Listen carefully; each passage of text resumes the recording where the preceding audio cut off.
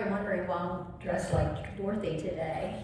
And it was a really interesting way how this all happened. I knew that I was going to be speaking about the Wizard of Oz in my lesson today.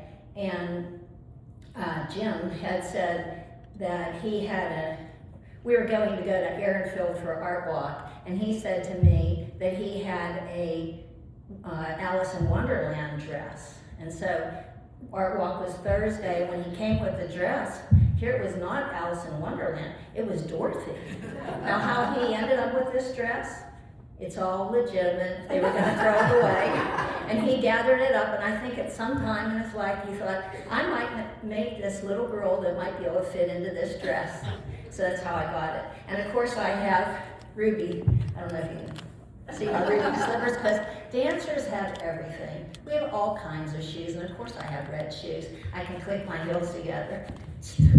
And my socks came from Mary Catherine Zabel, and she got them for me for a sock hop. But of course, Dorothy wore ankle socks, but if you know of anyone that has any blue ankle socks, really they're blue. Mom and Jim and I watched The Wizard of Oz, so that's how I know. I knew how she did her hair. My mom did my hair for me today, and it reminded me of times, and she's sitting here in the front seat. She's 95 years old. She had never seen The Wizard of Oz, the whole thing, even though it came out when she was 8 years old. And quite a big thing, because it had color. Most things was black and white at the time. So anyway, that's how I got my outfit. I have Toto with me. And this little dog right here has been in Nancy's family forever. Her daughter, who is turning 46 this month, was her little baby dog. And the basket came from Donna, my friend. So that's how I ended up wearing this outfit. My lesson today, don't complain, take it, placebo. And you might want to write this down. Placebo means I will please, I will please, I will please. Okay, and my talk is about having heartfelt well-being and how the inside changes the outside. It's not what comes into our life that changes how we feel. We feel a certain way, and by changing our inside to be in a certain way, we can change how we see the outside. So something you might not know about me is I love adventure.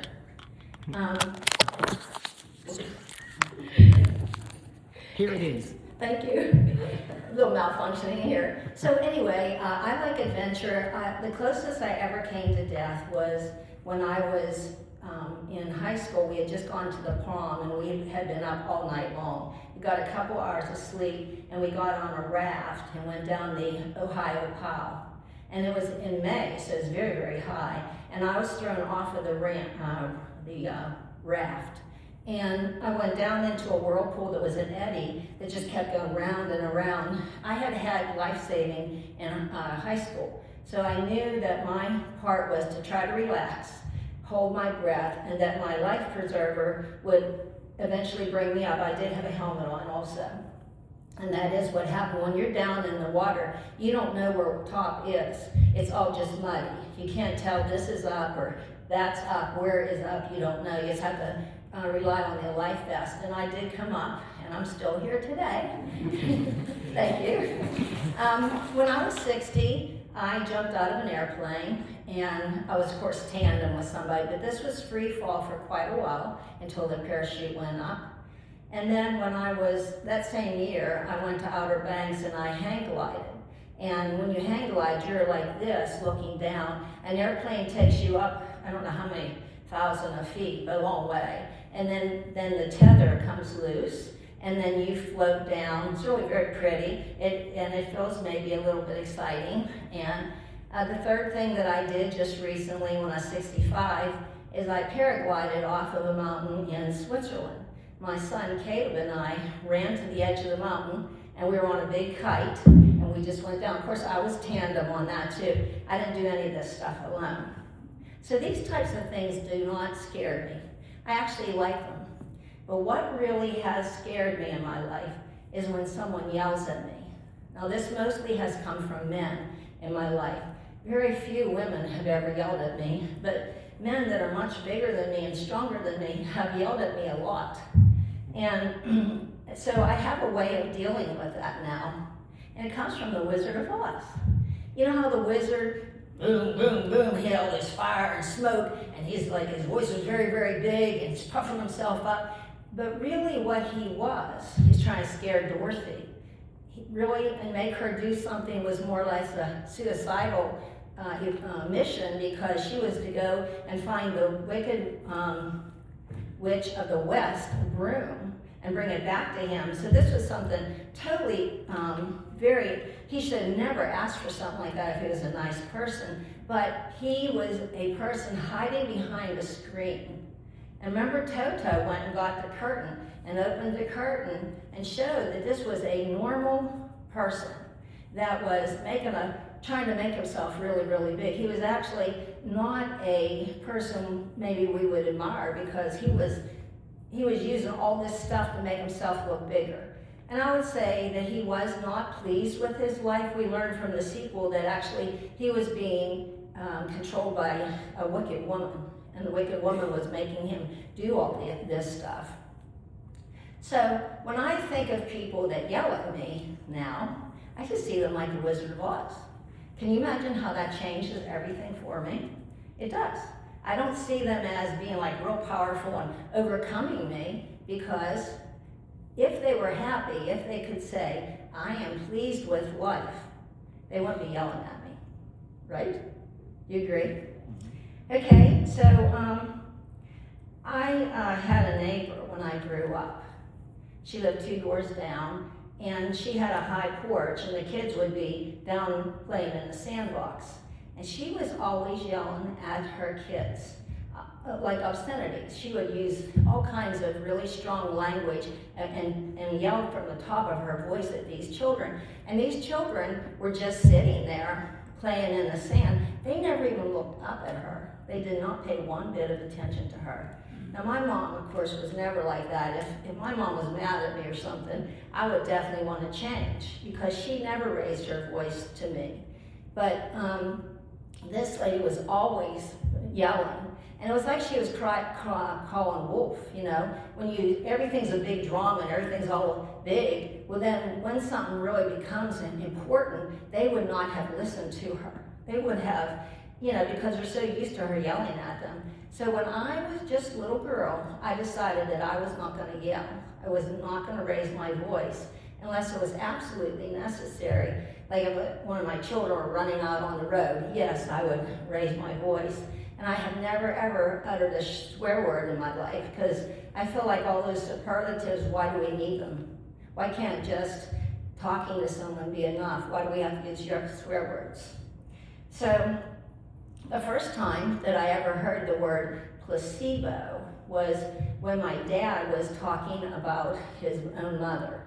And back then, we all went to the same doctor. His name was Dr. Lubo. And where Mom's store has been for 54 years, this Dr. Lubo was on the same street, 4th Street in Irwin.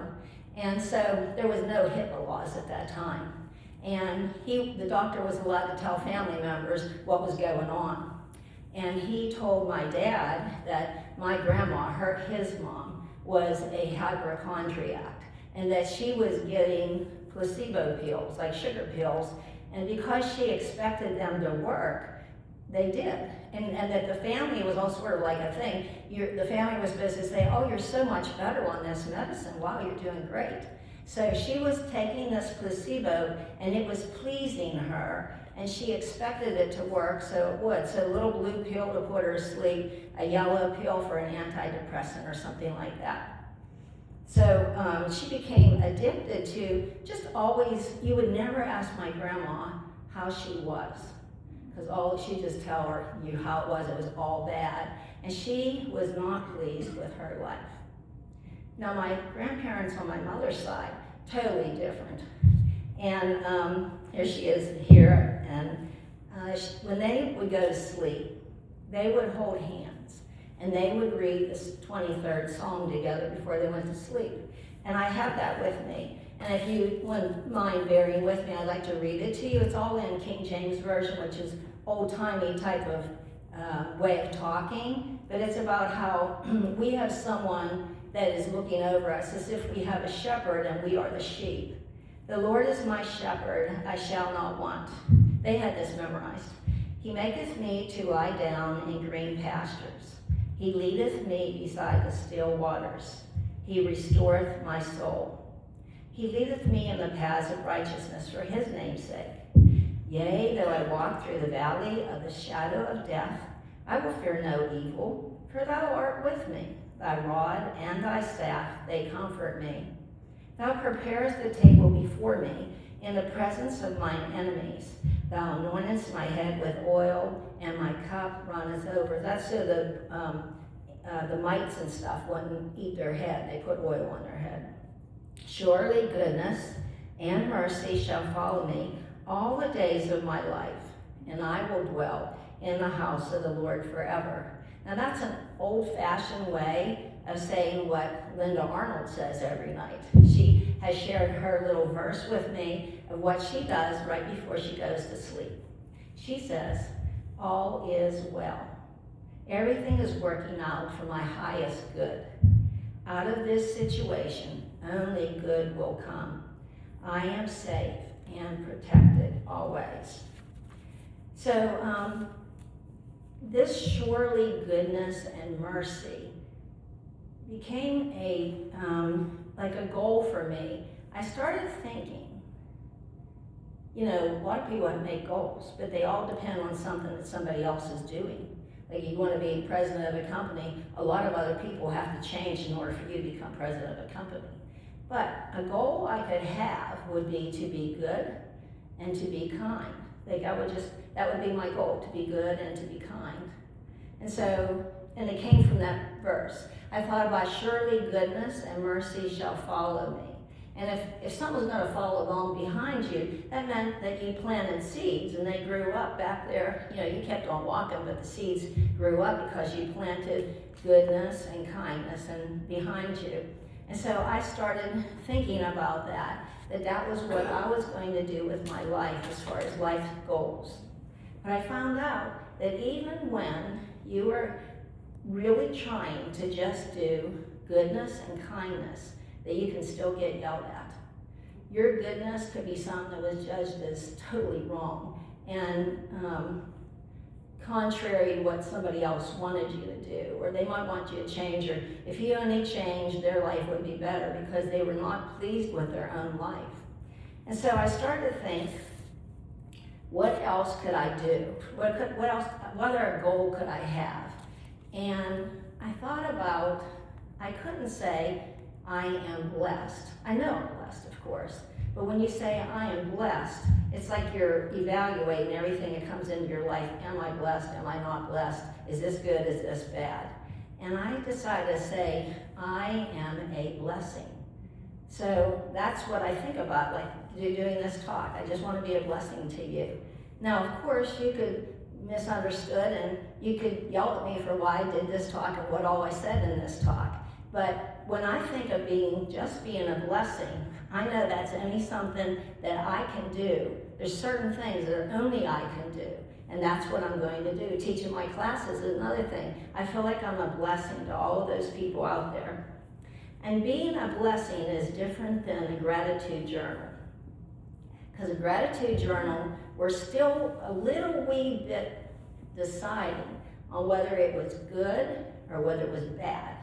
Like, we're going to write down the good stuff that we're grateful for. But when we say, I am a blessing, then everything is a blessing.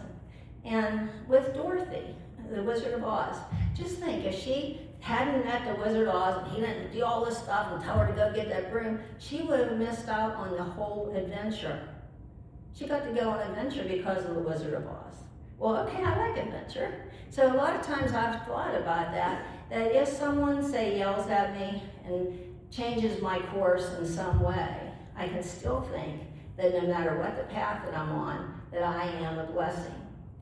And in the creation story in Genesis, at the end of each day, God said that, what all he did, and he said, and it was good. And so when I think every day that I was a blessing, and it was good, It was good. Surely goodness and mercy and kindness is all traveling behind me, because sometimes we can't see. Have you ever done things for somebody and 10 years later they said that you saved their life, or you really did something that meant something to them? They don't often know whenever you first do it. So when I face difficulties now, I just say, I am strong and I am capable. And if someone's yelling at me and commanding that I do something, you know what? I found out I don't have to obey them. If I was Dorothy and the wizard was saying I had to go get that broom, I don't have to do it. I can say I don't want to, because that maybe is not the path I want to take. I want to take a path. Now, was she a blessing? Yes, she took that path. So whatever path we're going in, just like what Ron and Jeff sung about, how everything is love and light and hope in the darkness. When we're thinking of being a blessing, that's just how it is. We're walking on that path. So I guess that's all I really wanted to say, is just to encourage you to think about your goals, and do they involve somebody else, or are your goals something you can do all by yourself? And maybe your goal won't be the same as mine, but I appreciate you asking me to speak today, and it's a pleasure so much to see everybody. Hello, Zoomers out there, and anybody that might be watching it later on YouTube. Thank you so much.